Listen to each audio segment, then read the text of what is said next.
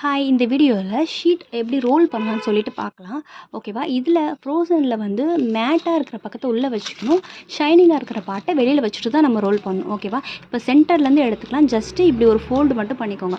Fold பண்ணிவிட்டு கையே இந்த மாதிரி ரொட்டேட் பண்ணிகிட்டே இருக்கணும். ஓகேவா?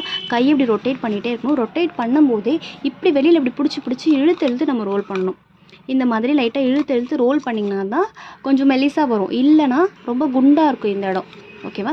இந்த மாதிரி ரோல் பண்ணிவிட்டு ஃபைனலாக என்ன பண்ணணும், ஓரளவுக்கு ரோல் பண்ணதுக்கப்புறம் பின்னை வந்து இன்சர்ட் பண்ணணும். இந்த இடத்துல வந்து பின்னை இன்சர்ட் பண்ணணும். நம்ம பின் இன்சர்ட் பண்ணிவிட்டு பார்த்தா கீழே விழக்கூடாது.